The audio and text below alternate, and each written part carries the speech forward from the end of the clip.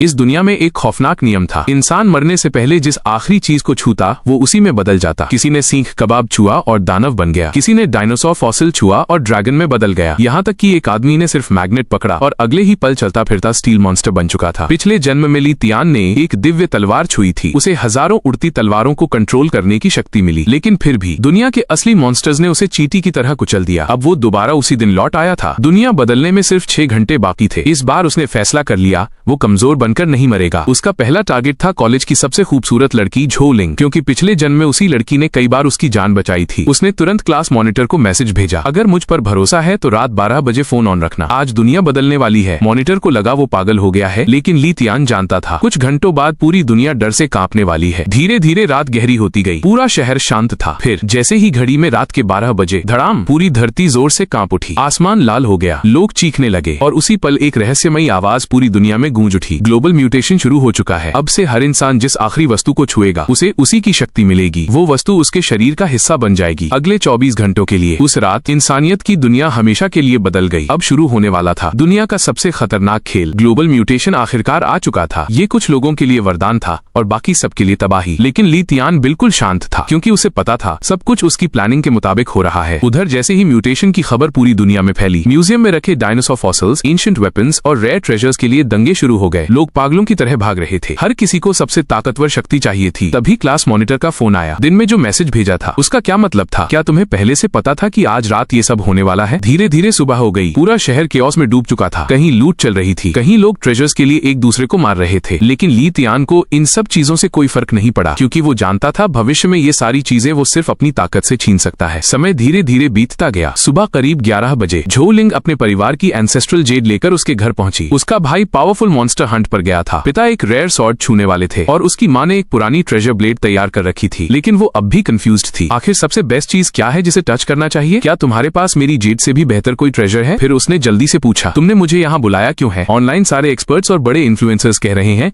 कि rare fossils, ancient weapons या modern machines को टच करने से सबसे डेंजरस पावर्स मिलती हैं। कहीं तुम्हारे पास कोई हिडन ट्रेजर तो नहीं? ली तियान हल्का सा हंसा, तुम्हें सच में लगता है मेरे जैसे आम इंसान के घर में कोई डिवाइन ट्रेजर छिपा होगा? वो सारी चीजें तो अब तक बड़े लोगों ने कब्जे में ले ली हैं। झो लिंग ने गहरी सांस ली, सही कह रहे हो, अब एक अच्छी चीज ढूंढना भी मुश्किल हो गया है। तो फिर तुम्हारा असली प्लान क्या है? और तभी घड़ी की सुइयां तेजी से आखिरी समय के करीब पहुंचने लगी। झो लिंग अभी भी उसकी बात पूरी तरह समझ नहीं पाई थी, लेकिन ली तियान बिल्कुल भी जल्दबाजी में नहीं था। वो सही समय का इंतजार कर रहा था। जब आखिरी 5 मिनट बचे तब उसने आखिरकार सच बता दिया, सबसे परफेक्ट चीज कोई ट्रेजर नहीं है, बल्कि इंसान खुद है। झो लिंग एकदम चौंक गई। ली तियान ने धीरे से कहा, अगर एक पुरुष और एक महिला एक दूसरे को टच करें तो उनके अंदर यिन यांग फिजिक जाग सकती है। ये कोई फ्लैशी पावर नहीं देती। शुरुआत में ये रेयर वेपन्स या मॉन्स्टर एबिलिटीज जितनी स्ट्रॉन्ग भी नहीं लगती, लेकिन बाद में ये दुनिया की सबसे खतरनाक शक्तियों में बदल जाती है। जो लोग इस फिजिक को हासिल करेंगे वो भविष्य में बाकी सभी को बहुत पीछे छोड़ देंगे। झो लिंग उसकी बातें सुनकर पूरी तरह स्टन रह गई। उसे उम्मीद ही नहीं थी कि ली तियान ऐसा सीक्रेट बताएगा। झो लिंग, मेरे साथ बदलती हुई दुनिया में कदम रखो। ली तियान की आवाज में एक अजीब भरोसा था। झो लिंग भी बेवकूफ नहीं थी, उसने उसकी हर बात को मन ही मन जोड़ना शुरू कर दिया था। अब तक वो उसकी बातों पर काफी हद तक यकीन करने लगी थी। उसने धीरे से पूछा, क्लास में इतनी लड़कियां हैं, फिर तुमने सिर्फ मुझे ही क्यों चुना? ली तियान बिना झिझक बोला, क्योंकि इस दुनिया में तुम ही वो इंसान हो जिस पर मैं सबसे ज्यादा भरोसा करता हूँ। मुझे पता है तुम अपने फैमिली जेड को टच करके पावर पाना चाहती थी, लेकिन मुझ पर भरोसा करो, असल सबसे बड़ी ताकत किसी ट्रेजर में नहीं बल्कि इंसानों के कनेक्शन में छिपी है। तुम्हारा भाई टाइगर टाइप पावर चाहता है, तुम्हारे पिता सॉर्ड एबिलिटी लेने वाले हैं, लेकिन वो सब फ्यूचर में सीमित साबित होंगे। झो लिंग उसकी तरफ देखती रह गई। ली तियान, तुम आखिर इतना सब जानते कैसे हो? घड़ी में अब सिर्फ कुछ मिनट बाकी थे। उसने गहरी सांस ली और हल्की मुस्कान के साथ कहा, लगता है अब आखिरी समय में मेरे पास ट्रस्ट करने के लिए सिर्फ तुम ही बचे हो। कमरे का माहौल अचानक भारी हो गया। ली तियान की धड़कन तेज हो चुकी थी और तभी उसे अचानक एक बात समझ आ गई। उसकी आंखों में सुनहरी चमक कौंध उठी। झो लिंग का चेहरा लाल हो गया। सब कुछ बहुत अचानक था, लेकिन वो जानती थी अगर इस नई दुनिया में जिंदा रहना है तो उसे एक फैसला लेना ही होगा। 11:59 पर दोनों ने एक दूसरे का हाथ कसकर पकड़ लिया और अगले ही सेकंड मानो पूरी दुनिया में मौत की घंटी बज उठी हो। एक रहस्यमयी आवाज हर इंसान के कानों में गूंज उठी, ग्लोबल म्यूटेशन आधिकारिक रूप से शुरू हो चुका है। उसी पल पूरी पृथ्वी बदलने लगी। हर इंसान को अलग अलग पावर्स मिलने लगी। सिर्फ इंसान ही नहीं, जानवर भी म्यूटेट होने लगे। कुछ मछलियां पानी से बाहर उछली और कुछ ही सेकंड में बैल जितनी विशाल हो गईं। सड़कों पर घूमते कुत्तों की मसल्स फटने लगी, उनकी आंखें खूनी लाल हो गईं। पूरी दुनिया धीरे धीरे इंसानों की नहीं मॉन्स्टर्स की बनती जा रही थी। म्यूटेटेड बीस्ट शहरों में तबाही मचा रहे थे। खिड़की के बाहर कभी भारी कदमों की आवाज आती, मानो कोई विशाल मॉन्स्टर सड़क पर चल रहा हो। कमरे के अंदर माहौल अजीब तरह से भारी था। झो लिंग और ली तियान दोनों जल्दी जल्दी अपने कपड़े ठीक कर रहे थे। झो लिंग ने हल्की शर्म और गुस्से में उसे देखा। तुम सच में बहुत बड़े बदमाश हो। उसकी आवाज धीमी थी क्योंकि आज तक किसी लड़के ने उसे इस तरह कभी छुआ तक नहीं था। यहाँ तक कि हाथ पकड़ने तक से वो बचती थी। कुछ पल तक कमरे में खामोशी छाई रही, लेकिन तभी उसे अचानक महसूस हुआ कि उसके शरीर में कुछ बदल रहा है। उसकी सांसें गहरी हो गईं, रक्त तेजी से बहता महसूस हो रहा था, पूरा शरीर पहले से हल्का और मजबूत लग रहा था। दूसरी तरफ ली तियान की आंखों में भी एक्साइटमेंट साफ दिख रही थी। तुम टेंशन मत लो, मैं तुम्हारा साथ कभी नहीं छोड़ूंगा। झो लिंग ने तुरंत गुस्से में मुक्का उसके सीने पर मारा। अगर सच में साथ देना है तो मुझे बार बार क्लास मॉनिटर कहना बंद करो। तियान एक पल के लिए रुक गया, फिर मुस्कुराकर बोला, तो फिर अब तुम्हें क्या बुलाऊं? ली तियान, तुम सच में बहुत बुरे हो। झो लिंग ने शर्म और गुस्से से उसकी तरफ देखा। आज तक किसी लड़के ने मुझे इस तरह छुआ तक नहीं था। तुम पहले इंसान हो और आखिरी भी। अगर सच में मेरी जिम्मेदारी लेना चाहते हो तो आज के बाद मुझे क्लास मॉनिटर मत कहना, मुझे लिंग लिंग बुलाओ। और अगर फिर से इतनी दूरी बनाकर बात की तो मैं सच में नाराज हो जाऊंगी। उसने उंगली दिखाते हुए आगे कहा, लेकिन इसका मतलब ये नहीं कि हम कपल बन गए हैं। तुम्हें अभी भी मुझसे प्रॉपर डिस्टेंस मेंटेन करना होगा और आज जो हुआ वो किसी को पता नहीं चलना चाहिए, वरना उसने मुट्ठी कस ली, मैं सच में तुम्हें पीट दूंगी। ली तियान उसकी बातें ध्यान से सुनता रहा, फिर उसने गंभीरता से सिर हिला दिया। ठीक है, जैसा तुम कहोगी। इसके बाद झो लिंग ने अपने शरीर में आए बदलावों को महसूस करना शुरू किया। अजीब है, मेरी आई साइट और हियरिंग पहले से काफी बेहतर हो गई है, लेकिन मुझे कोई पावरफुल एबिलिटी महसूस नहीं हो रही। क्या तुम्हारा वो बेस्ट चॉइस वाला थ्योरी गलत था? ली तियान हल्का सा मुस्कुराया। यही तो कल्टिवेटर्स की खासियत है। शुरुआत में उनकी ताकत सामान्य लगती है, लेकिन समय के साथ वही लोग दुनिया के सबसे ताकतवर बनते हैं। ये शक्ति धीरे धीरे शरीर और सांसों को बदलती है। जैसे कोई इंसान धीरे धीरे अपनी ब्रीथिंग कंट्रोल करना सीखता है, वैसे ही कल्टिवेशन शरीर को अंदर से इवॉल्व करती है। ये सब वो अपने पिछले जीवन के अनुभव से जानता था, लेकिन उसने अपने रीबर्थ का सच छिपाए रखा, क्योंकि वो जानता था झो लिंग जितना कम जानेगी उतनी सुरक्षित रहेगी। उसकी बातें सुनकर झो लिंग की आंखों में समझ की चमक आ गई। अब उसका भरोसा पहले से और मजबूत हो चुका था। इसके बाद ली तियान ने उसे कुछ बेसिक कल्टिवेशन टेक्निक्स और ब्रीदिंग मेथड सिखाने शुरू किए। ली तियान, तुमने मुझे ये सब आखिरी मिनट में ही क्यों बताया? झो लिंग हल्की शिकायत भरी आवाज में बोली, अगर पहले बता देते तो मैं अपने पेरेंट्स को भी कल्टिवेशन के बारे में बता सकती थी, फिर हम सब साथ में स्ट्रॉन्गर बन सकते थे। ली तियान ने गंभीर होकर सिर हिलाया। ये सीक्रेट जितने कम लोगों को पता होगा उतना अच्छा है। अभी हमारी यिन यांग फिजिक सिर्फ शुरुआत में है। इस स्टेज पर हमारी फाइटिंग पावर ज्यादा स्ट्रॉन्ग नहीं है। अगर दूसरे पावरफुल एबिलिटी यूजर्स को इसके बारे में पता चल गया तो वो हमें खत्म करने की कोशिश करेंगे, लेकिन तुम्हारे फैमिली मेंबर्स अलग हैं, उनके पास ऑफेंसिव पावर्स हैं। वो शुरुआत में हमारी प्रोटेक्शन कर सकते हैं और जब हम आगे स्ट्रांग हो जाएंगे तब हम उनकी ताकत को भी कई गुना बढ़ा पाएंगे। उसकी बातें सुनकर झो लिंग को सब समझ आने लगा। सच में अभी उसके अंदर कोई एक्सप्लोसिव पावर नहीं थी। अगर वो किसी डेंजरस म्यूटेंट से भिड़ती तो शायद खुद को बचा भी नहीं पाती, लेकिन ली तियान का प्लान अलग लेवल का था। कुछ देर बाद दोनों जमीन पर बैठ गए। धीरे धीरे उन्होंने सांसों को कंट्रोल करना शुरू किया और पहली बार अपनी यिन यांग कल्टिवेशन एक्टिवेट की। कमरे के अंदर अजीब सी ऊर्जा घूमने लगी। कुछ समय बाद उनके शरीर से काले चिपचिपे इम्प्योरिटीज बाहर निकलने लगे, मानो उनका पूरा शरीर अंदर से बदल रहा हो। उनकी सेंसेस पहले से कई गुना तेज हो चुकी थीं। शरीर हल्का लेकिन ताकतवर महसूस हो रहा था। उधर झो लिंग के परिवार को भी शक्तिशाली एबिलिटीज मिल चुकी थीं। उसका भाई टाइगर टाइप म्यूटेंट बन गया था। जरूरत पड़ने पर वो आधा इंसान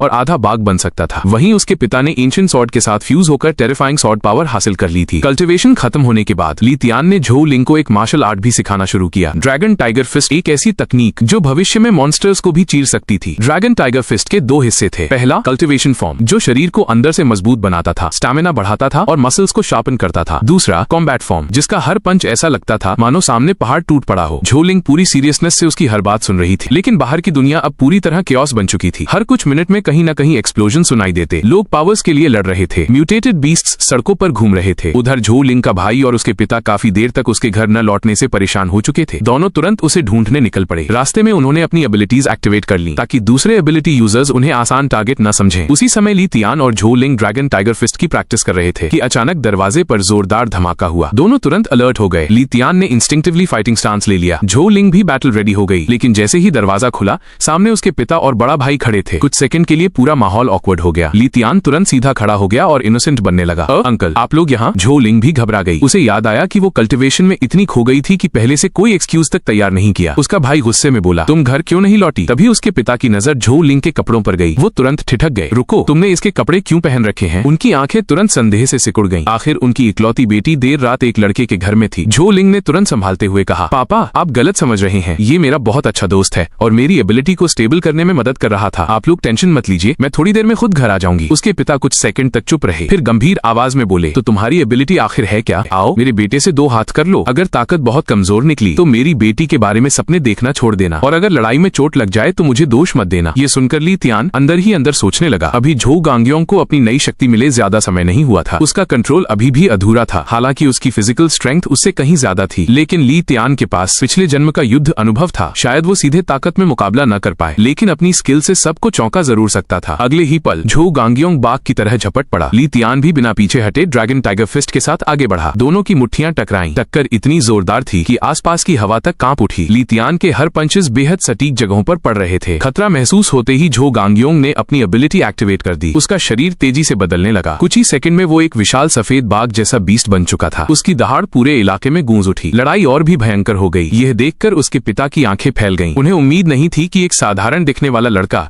उनके बेटे के सामने टिक भी पाएगा, लेकिन अगले ही पल ली तियान ने मौका देखकर सीधा बीस्ट के माथे पर मुक्का जड़ दिया। वार इतना सटीक था कि विशाल बाघ दर्द से तड़प उठा। उसका शरीर बुरी तरह कांप गया, लेकिन उसी क्षण उसने अपना विशाल शरीर घुमाया और पूरी ताकत से पलटवार किया। ली तियान कई मीटर दूर उछलकर जा गिरा, लेकिन ली तियान पिछले जन्म में अनगिनत लड़ाइयों से गुजरने के कारण उसका बैटल एक्सपीरियंस बेहद खतरनाक था। हवा में उछलने के बाद उसने दोनों पैरों से जोर लगाया और बड़ी आसानी से जमीन पर संतुलन बना लिया। दूसरी तरफ विशाल सफेद बाघ की हालत भी अच्छी नहीं थी। उसके माथे से खून बह रहा था। सफेद फर का एक हिस्सा लाल हो चुका था। वो लगातार दहाड़ रहा था। उसकी दहाड़ इतनी भयानक थी कि पूरी इमारत हिलने लगी। माहौल बेकाबू होता देख उसके पिता तुरंत आगे बढ़े। बस यहीं खत्म करो, अब और नहीं। झो लिंग भी घबराकर बीच में आ गई। भैया, ये सिर्फ स्पारिंग थी, असली लड़ाई नहीं। देखो, आपने तो घर का आधा सामान ही तोड़ दिया। कुछ देर बाद झो गांगयोंग धीरे धीरे शांत हुआ। उसका विशाल शरीर वापस इंसानी रूप में बदल गया। हालांकि उसकी आंखों में अब भी गुस्सा बाकी था। आखिर किसी ने उसके माथे पर इतना जोरदार मुक्का मारा था। लेकिन सच ये था कि ली तियान का वो वार पूरी तरह सरप्राइज अटैक था। उस एक पंच के बाद उसे खुद भी भरोसा नहीं था कि वो आगे लड़ाई जारी रख पाएगा, क्योंकि उसके सामने खड़ा था एक म्यूटेटेड व्हाइट टाइगर, ऐसा मॉन्स्टर जो एक पंजे में इंसान का शरीर चीर सकता था। झो गांगयोंग ने इंसानी रूप में लौटकर ली तियान को घूरा। कुछ सेकंड तक दोनों की नजरें टकराती रहीं। झो गांगयोंग ने अपने लाल पड़े नाक को छुआ। उसे समझ आ गया था कि अभी अभी जो मुक्का पड़ा था वो कोई किस्मत नहीं थी। लेकिन हैरानी की बात ये थी कि उसके मन में गुस्सा या नफरत नहीं आई। उल्टा ली तियान की तेज और निर्णायक फाइटिंग स्टाइल ने उसे प्रभावित कर दिया था, क्योंकि इस नई दुनिया में एक पल की हिचकिचाहट भी मौत का कारण बन सकती थी। तभी उसके पिता ने अपनी बेटी की तरफ देखा। लिंग लिंग, अब तो बता सकती हो कि तुम्हारी एबिलिटी क्या है? उनकी आवाज में साफ जिज्ञासा थी। आखिर उनकी पत्नी को ब्लेड एबिलिटी मिली थी, उन्हें स्वॉर्ड पावर मिली थी और उनका बेटा व्हाइट टाइगर में बदल सकता था। ऐसे में वो अपनी बेटी की शक्ति जानने के लिए बेहद उत्सुक थे। झो लिंग अचानक असहज हो गई। उसने अनजाने में ली तियान की तरफ मदद भरी नजरों से देखा। ली तियान कुछ पल चुप रहा। वो जानता था कि सामने खड़े दोनों लोग भरोसेमंद हैं। आखिरकार उसने हल्के से सिर हिला दिया। कोई बात नहीं, बता दो। ये देखकर पिता और भाई दोनों हैरान रह गए। उन्हें समझ नहीं आया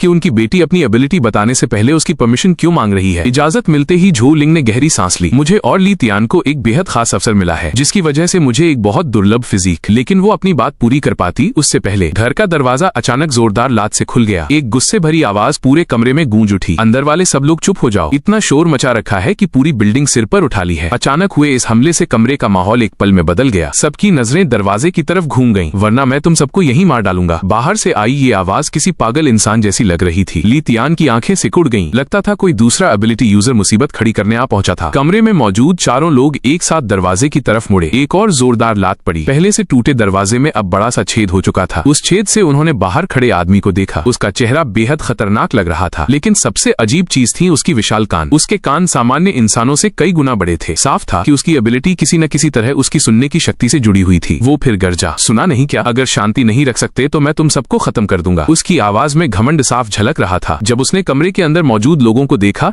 तो उन्हें साधारण एबिलिटी यूजर समझ बैठा, और इसी गलतफहमी ने उसे और भी ज्यादा बेखौफ बना दिया। झो गांगयोंग का चेहरा तुरंत ठंडा पड़ गया। इसने तुम्हारे घर का दरवाजा तोड़ दिया, हद से ज्यादा बदतमीज है। उसने ली तियान की तरफ देखा। जाकर इसे पकड़ो। वो खुद आगे नहीं बढ़ा, क्योंकि अगर व्हाइट टाइगर एबिलिटी एक्टिवेट होती तो पूरी बिल्डिंग हिल जाती। आसपास का काफी नुकसान भी हो सकता था। दूसरी तरफ ली तियान के लिए ये एक मौका था, एक ऐसा मौका जिससे वो झो परिवार का भरोसा और ज्यादा जीत सकता था। और सबसे महत्वपूर्ण बात, ये अब वो पुरानी शांत दुनिया नहीं थी। यहाँ ताकत ही नियम थी। कमजोर लोगों की बात कोई नहीं सुनता था और ताकतवर लोग ही तय करते थे कि कौन जिएगा और कौन नहीं। ली तियान धीरे धीरे आगे बढ़ा। उसकी नजरें उस आदमी पर टिक गईं। अगले ही पल कमरे का माहौल अचानक खतरनाक हो गया। लेकिन ली तियान ऐसा इंसान नहीं था जो किसी की धमकी चुपचाप सुन ले। इस नई दुनिया में एक बात बिल्कुल साफ थी, जिसकी मुट्ठी मजबूत उसी की बात सही। अगले ही पल वो बिजली की तरह आगे बढ़ा। उसकी रफ्तार इतनी तेज थी कि बड़ा कान वाला एबिलिटी यूजर संभल ही नहीं पाया। ली तियान सीधे उसके सामने पहुंचा और एक ग्रैपलिंग टेक्निक का इस्तेमाल किया। फिर उस आदमी को कंधे के ऊपर से उठाकर जोर से बाहर फेंक दिया। वो कई मीटर दूर जाकर जमीन पर गिरा। गिरते ही झो गांगयोंग आगे बढ़ा और उसके सीने पर पैर रख दिया। अब वो हिल तक नहीं पा रहा था। ली तियान के चेहरे पर कोई दया नहीं थी, क्योंकि वो जानता था म्यूटेशन के बाद की दुनिया में कमजोरी दिखाना सबसे बड़ी बड़ी गलती होती है। जो लोग आज तुम्हें धमकाते हैं कल वही तुम्हारी जान भी ले सकते हैं। झो गांगयोंग ने नीचे पड़े आदमी को देखा, फिर मुस्कुराकर ली तियान से पूछा, तुम्हारे फोन में कोई तेज म्यूजिक है? ली तियान तुरंत समझ गया कि उसके दिमाग में क्या चल रहा है। उसने बिना कुछ कहे फोन निकाला, एक बेहद शोर शराबे वाला गाना चलाया और फोन उसके हाथ में दे दिया। झो गांगयोंग ने मोबाइल उठाया और उस आदमी के विशाल कानों के बिल्कुल पास ले गया, फिर हंसते हुए बोला, तुझे शोर से इतनी दिक्कत है ना, तो आज जी भरकर सुन। अगले ही पल तेज आवाज उसके कानों में गूंजने लगी। बड़ा कान वाला एबिलिटी यूजर दर्द से चीख उठा। जिस सुनने की शक्ति पर उसे इतना घमंड था, उसी शक्ति ने अब उसे सबसे ज्यादा तकलीफ देना शुरू कर दिया था। कानों को चीर देने वाला म्यूजिक लगातार गूंजता रहा। कुछ ही सेकंड में बड़ा कान वाला एबिलिटी यूजर तड़पने लगा। वो पूरी ताकत से छूटने की कोशिश कर रहा था, लेकिन झो गांगयोंग का पैर उसके सीने पर मजबूती से टिका हुआ था। उसके लिए हिलना तक मुश्किल हो गया था। कुछ देर बाद गाना खत्म हुआ। झो गांगयोंग ने फोन बंद किया और नीचे झुककर मुस्कुराया, तो बताओ अब भी शोर से इतनी परेशानी है? बड़ा कान वाला आदमी दर्द से हाँफ रहा था। वो कुछ बोलने ही वाला था कि ली तियान का एक जोरदार थप्पड़ उसके चेहरे पर पड़ा। मेरे घर का दरवाजा तोड़ने का हिसाब अभी बाकी है। उस आदमी का सिर एक तरफ झटक गया। वो कुछ कह भी नहीं पाया था कि ली तियान ने फिर फोन निकाला। वही कान फाड़ देने वाला म्यूजिक दोबारा बज उठा। उसकी चीख पूरे कॉरिडोर में गूंज गई। कुछ मिनट तक दोनों ने उसे इसी तरह सबक सिखाया। अब उसका सारा घमंड गायब हो चुका था। जो आदमी थोड़ी देर पहले सबको मारने की धमकी दे रहा था, वो अब डर से कांप रहा था। आखिरकार ली तियान ने म्यूजिक बंद किया और शांत आवाज में पूछा, तो अब बताओ तुम्हें अभी भी शोर बुरा लगता है? अगर जवाब पसंद आया तो तुम्हें जाने देंगे। बड़ा कान वाला एबिलिटी यूजर घबराकर सिर हिलाने लगा। नहीं, अब बिल्कुल नहीं, मुझे तो ये म्यूजिक बहुत अच्छा लग रहा है। उसकी बात सुनते ही आसपास खड़े सभी लोग हल्का सा मुस्कुरा दिए। लगता था आखिरकार उसे अपनी औकात याद आ गई थी। ठीक है, अब तुम जा सकते हो। बड़ा कान वाला एबिलिटी यूजर तुरंत खड़ा हो गया। उसके चेहरे पर जबरदस्ती की मुस्कान थी। धन्यवाद, आप लोगों की कृपा मैं कभी नहीं भूलूंगा। ये कहकर वो तेजी से वहाँ से निकल गया। जाते जाते उसने टूटे हुए दरवाजे को भी बड़ी सावधानी से बंद किया। कमरे में कुछ पल के लिए सन्नाटा छा गया। फिर झो लिंग के पिता ने अपनी बेटी की तरफ देखा। लिंग, अभी तुम जिस यिन यांग फिजिक की बात कर रही थी, लेकिन इस बार ली तियान ने बात अपने हाथ में ले ली। अंकल, इसकी शक्ति के बारे में मैं बताता हूँ। सभी की नजरें उसकी तरफ मुड़ गईं। ली तियान ने बिना घबराए कहना शुरू किया, जब दुनिया में एबिलिटीज जागी, उसी समय मेरे दिमाग में एक रहस्यमयी आवाज गूंजी थी। उस आवाज ने मुझे बताया कि अगर पुरुष और महिला सही तरीके से शक्ति साझा करें तो उन्हें एक विशेष यिन यांग फिजिक मिल सकती है। इस फिजिक की मदद से इंसान सिर्फ एबिलिटी यूजर नहीं रहता, बल्कि कल्टिवेशन के रास्ते पर चल सकता है। झो परिवार के तीनों लोग ध्यान से सुनने लगे। ली तियान आगे बोला, उस आवाज ने एक और बात बताई थी। 6 महीने बाद हमारी पृथ्वी एक रहस्यमयी महाद्वीप से टकराएगी। वहाँ अनगिनत अवसर, खजाने और कल्टिवेशन रिसोर्सेज होंगे। उस दुनिया में हर कोई कल्टिवेशन कर सकेगा, लेकिन जिन लोगों के पास यिन यांग फिजिक होगी, उनकी ग्रोथ बाकी लोगों से कई गुना तेज होगी। ये सुनकर कमरे का माहौल गंभीर हो गया। अगर ये बात सच थी तो भविष्य उनकी कल्पना से भी ज्यादा बड़ा होने वाला था। ली तियान ने झो लिंग की तरफ देखा और शांत स्वर में कहा, स्कूल में उसने हमेशा मेरी मदद की थी, इसीलिए जब मुझे ये मौका मिला तो सबसे पहले मैंने उसी के बारे में सोचा। इसलिए मैंने उसे यहाँ बुलाया ताकि वो भी इस अवसर का हिस्सा बन सके। मेरी बात खत्म होते ही कमरे में सन्नाटा छा गया। झो लिंग के पिता और भाई दोनों कुछ सेकंड तक वहीं खड़े रह गए। उन्हें उम्मीद ही नहीं थी कि यिन यांग फिजिक जैसी कोई चीज भी मौजूद हो सकती है, और उससे भी बढ़कर कल्टिवेशन का नाम सुनते ही दोनों बाप बेटे सन्न रह गए। एबिलिटीज से भी आगे बढ़ने का रास्ता, ये जानकारी किसी झटके से कम नहीं थी। लेकिन तभी उन्हें एक और बात याद आई। दोनों की नजरें धीरे धीरे ली तियान पर टिक गईं। रुको, तुम्हारा मतलब है कि तुम्हें और लिंग को यिन यांग फिजिक मिल चुकी है? कमरे का माहौल अचानक बदल गया। झो लिंग के पिता ने भौहें चढ़ाई। तो इसका मतलब तुमने हमारी बेटी को टच किया? ली तियान तुरंत खांस पड़ा। अंकल, बात वैसी नहीं है। सिर्फ मैंने नहीं, हम दोनों ने एक दूसरे को टच किया था और तभी हमें यिन यांग फिजिक मिली। जैसे ही ये शब्द निकले, झो गांगयोंग का मुक्का सीधे मेरी तरफ आ गया। मैं तुरंत एक कदम पीछे हट गया और किसी तरह उस लोहे जैसे पंच से बच गया। लेकिन तभी उसके पिता भी आगे बढ़ गए। मुझे समझ नहीं आया कि पहले किससे बचूं। तभी झो लिंग घबराकर तुरंत दोनों हाथ फैलाकर मेरे सामने खड़ी होकर बोली, पापा,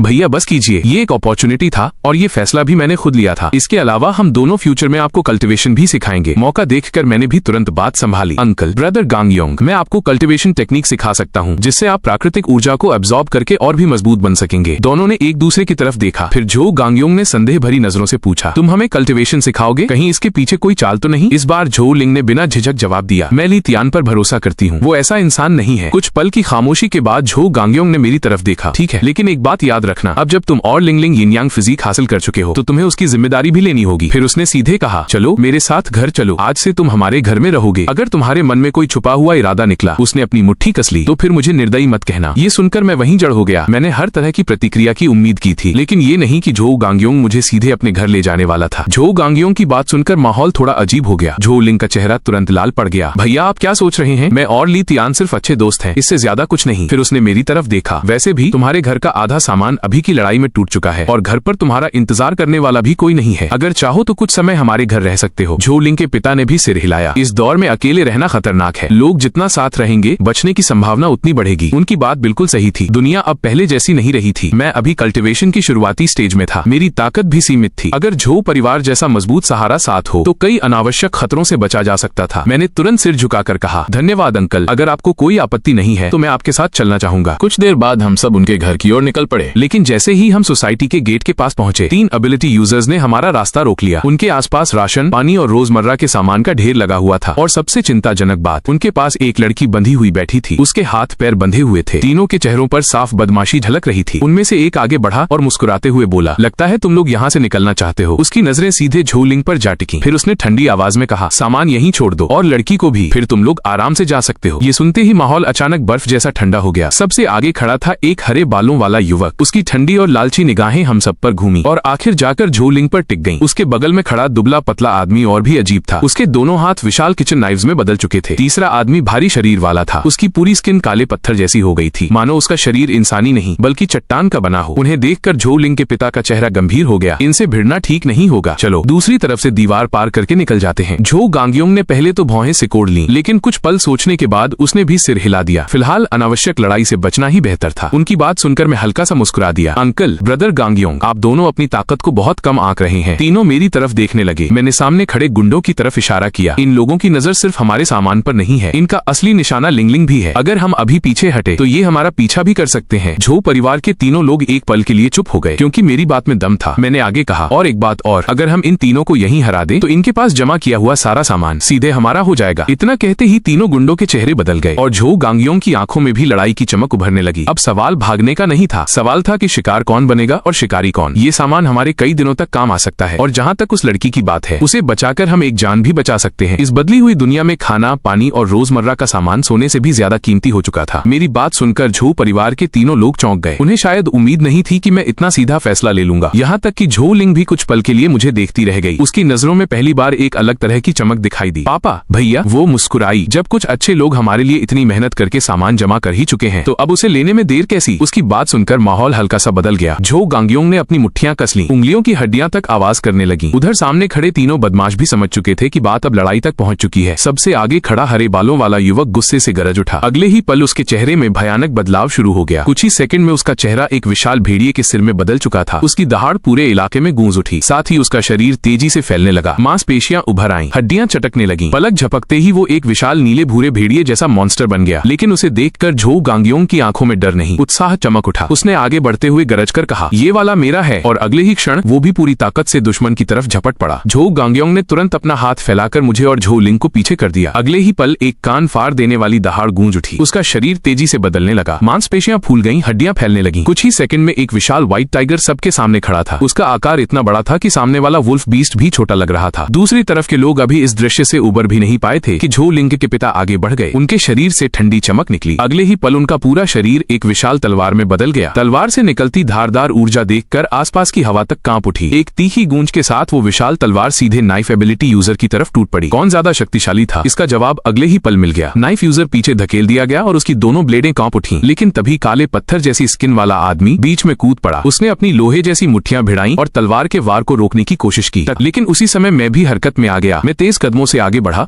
और सीधे उसकी तरफ झपट पड़ा। उधर झो लिंग ने लड़ाई में कूदने के बजाय एक और चीज नोटिस की। वो बंधी हुई लड़की अभी भी जमीन पर पड़ी थी। जब सबका ध्यान लड़ाई पर था, झो लिंग चुपचाप उसकी तरफ बढ़ी, फिर मौका देखकर रस्सियां खोलने लगी। लेकिन ठीक उसी वक्त सामने की लड़ाई अचानक और भी खतरनाक मोड़ लेने वाली थी। झो लिंग ने मन ही मन फैसला कर लिया कि चाहे कुछ भी हो, उस लड़की को सुरक्षित निकालना ही होगा। उधर लड़ाई अपने चरम पर पहुंच चुकी थी। विशाल वुल्फ बीस्ट और व्हाइट टाइगर एक दूसरे से भिड़ चुके थे। नीले भेड़िए के पंजे पूरी ताकत से व्हाइट टाइगर के शरीर पर पड़े। उसके फर को चीरते हुए गहरे घाव बन गए। लेकिन उसी पल व्हाइट टाइगर ने पलटवार किया। उसने सीधे भेड़िए की गर्दन दबोच ली। विशाल जबड़े बंद होते ही खून फूट पड़ा। भेड़िया पूरी ताकत से छटपटाया, लेकिन कुछ ही पलों बाद उसकी हरकतें धीमी पड़ गईं। फिर उसका विशाल शरीर जमीन पर गिर पड़ा। पहला मुकाबला खत्म हो चुका था। उसी समय दूसरी तरफ से एक दर्दनाक चीख सुनाई दी। नाइफ एबिलिटी यूजर के दोनों ब्लेड जैसे हाथ जमीन पर गिर चुके थे। विशाल तलवार में बदले झो लिंग के पिता ने उसे पूरी तरह हरा दिया था। अब मैदान में सिर्फ एक दुश्मन बचा था, काले पत्थर जैसी स्किन वाला आयरन स्किन एबिलिटी यूजर। मैं लगातार उससे भिड़ रहा था। मेरे मुक्के उसके शरीर पर पड़ रहे थे, लेकिन उसकी कठोर स्किन पर कोई खास असर नहीं हो रहा था। खुशकिस्मती से मेरी स्पीड और फुटवर्क उससे कहीं बेहतर थी। वो बार बार हमला करता और हर बार खाली हवा में मुक्का मारता। फिर अचानक उसकी नजर अपने दोनों साथियों पर पड़ी। उसका चेहरा फीका पड़ गया। अगले ही पल वो मुड़ा और भागने लगा, लेकिन मैं उसे कैसे जाने देने वाला था। मैं तुरंत स्नेक स्टेप का इस्तेमाल करते हुए उसके पीछे झपटा। कुछ ही सेकंड में मैंने उसे पकड़ लिया। फिर उसके संतुलन बिगड़ने का इंतजार किए बिना मैंने पैर अड़ाकर उसे जोर से जमीन पर पटक दिया। वो सीधे मुंह के बल गिरा और दर्द से कराह उठा। अब आखिरी दुश्मन भी हमारे कब्जे में था। तभी विशाल तलवार की तरह चमकती एक आकृति हवा चीरते हुए आगे बढ़ी। झो लिंग के पिता का वार सीधे आयरन स्किन एबिलिटी यूजर की बाह पर पड़ा। चिंगारियां चारों तरफ उड़ गईं। उसकी कठोर त्वचा कुछ पल तक वार झेलती रही, लेकिन अगले ही क्षण उसकी एक पूरी बाह शरीर से अलग होकर जमीन पर गिर गई। वो दर्द से चीखता हुआ घुटनों के बल गिर पड़ा। अब उसके सारे साथी हार चुके थे और उसकी लड़ने की हिम्मत भी खत्म हो चुकी थी। लेकिन मेरी चिंता कुछ और थी। मैंने जमीन पर पड़े सामान के ढेर की तरफ देखा और सिर खुजलाया। अंकल, आपने इसकी बाह तो काट दी, लेकिन अब इतना सारा सामान घर कौन ले जाएगा? मेरी बात सुनकर सबकी नजरें उन ढेरों राशन और जरूरी सामान पर चली गईं। उधर झो लिंग उस लड़की को संभाल रही थी जिसे हमने बचाया था। लड़की अभी भी डरी हुई थी। कुछ देर उसे शांत कराने के बाद झो लिंग ने उसे सुरक्षित घर लौटने को कहा। अब समस्या सिर्फ सामान की थी। तभी अचानक पीछे से एक परिचित आवाज सुनाई दी। अगर चाहो तो मैं मदद कर सकता हूँ। सबने मुड़कर देखा। वहाँ खड़ा था वही बड़ा कान वाला एबिलिटी यूजर जिसे कुछ देर पहले हमने सबक सिखाया था। वो इस बार काफी विनम्र दिखाई दे रहा था। मेरे पास एक गाड़ी है, मैं तुम्हारा सामान ले जा सकता हूँ, लेकिन बदले में मुझे भी थोड़ा हिस्सा चाहिए। उसकी बात खत्म होते ही झो गांगियोंग की आंखें सिकुड़ गईं। तो तुम हमारी बातें चोरी छिपे सुन रहे थे? बड़ा कान वाला तुरंत घबरा गया। तभी झो गांगियोंग ने उंगली दिखाते हुए कहा, अभी जाओ और अपनी गाड़ी लेकर आओ, नहीं तो। झो गांगियोंग ने दूर पड़ी विशाल भेड़िए की लाश की तरफ इशारा किया। बड़ा कान वाला आदमी उधर देखते ही कांप उठा। उसे तुरंत याद आ गया कि कुछ देर पहले उस भेड़िए का क्या हाल हुआ था। उसके चेहरे का रंग उड़ गया। अब उसमें बोलने की हिम्मत नहीं बची थी। उसने तुरंत अपनी वैन की चाबी निकाल कर दे दी। कुछ देर बाद सब लोग उसकी वैन तक पहुंच गए और सामान लादना शुरू कर दिया। लेकिन मेरी नजर बार बार उस विशाल वुल्फ बीस्ट की लाश पर जा रही थी। दूसरों की नजर में वो सिर्फ एक मरा हुआ मॉन्स्टर था, लेकिन मेरी नजर में वो एक खजाना था। पिछले जन्म की यादें मेरे दिमाग में उभर आईं। कल्टीवेशन वर्ल्ड में ऐसे स्पिरिट बीस्ट की खाल, हड्डियां, पंजे और अंग बेहद कीमती माने जाते थे। कुछ शक्तिशाली बीस्ट तो अपने शरीर में एनर्जी कोर्स भी विकसित कर लेते थे और ऐसे कोर्स कल्टीवेशन के लिए काफी उपयोगी होते थे। ये सोचकर मैं तुरंत वैन से कुछ औजार निकाल लाया। फिर भेड़िए की लाश के पास बैठकर उसकी जांच शुरू कर दी। कुछ देर बाद मेरे हाथ किसी सख्त गोल चीज से टकराए। मेरी आंखें चमक उठी। मैंने सावधानी से उसे बाहर निकाला। वो नाखून जितना छोटा एनर्जी कोर था। हालांकि आकार में बहुत छोटा था, लेकिन किसी कल्टीवेटर के लिए इसकी कीमत बिल्कुल भी कम नहीं थी। मैंने मुस्कुराते हुए उसे संभाल कर रख लिया। इसके बाद भी मैं वहीं नहीं रुका। मैंने पूरी लाश को ध्यान से टटोलना शुरू किया, क्योंकि मेरा अनुभव कहता था कभी कभी असली खजाना पहली नजर में दिखाई नहीं देता। काफी देर तलाशने के बाद भी मुझे कोई स्पिरिट बोन नहीं मिली। थोड़ी निराशा तो हुई, लेकिन एनर्जी कोर मिल जाना ही बड़ी बात थी। उसी समय झो गांगियोंग पास आ गया। ली तियान, तुम सच में कमाल के इंसान हो। उसने मरे हुए भेड़िए की तरफ देखा। ये कुछ घंटे पहले तक इंसान था और तुम बिना जरा भी डरे इसकी पूरी बॉडी डिस्केट कर रहे थे। ऊपर से तुम्हारी तकनीकी भी प्रोफेशनल लग रही है। झो लिंग ने भी उत्सुकता से पूछा, तुम इतने देर से इसके अंदर क्या ढूंढ रहे थे? सिर्फ ये वुल्फ स्किन तो नहीं मिली होगी? सबकी निगाहें मुझ पर टिक गईं। मैंने हल्की मुस्कान के साथ अपनी मुट्ठी खोली। मेरी हथेली पर एक सुनहरी एनर्जी कोर चमक रही थी। उसके अंदर से हल्की जंगली ऊर्जा निकल रही थी। कोर देखकर झो परिवार के तीनों लोग हैरान रह गए। मैंने एनर्जी कोर को उठाकर समझाना शुरू किया। शक्तिशाली स्पिरिट बीस्ट और म्यूटेटेड बीस्ट के शरीर में कभी कभी ऐसी कोर बन जाती है। इसे एब्जॉर्ब करने से कल्टीवेशन की स्पीड बढ़ सकती है और फ्यूचर में बीस्ट कोर बनाने की नींव भी मजबूत होती है। मेरी बात सुनकर सबकी आंखों में उत्साह चमक उठा।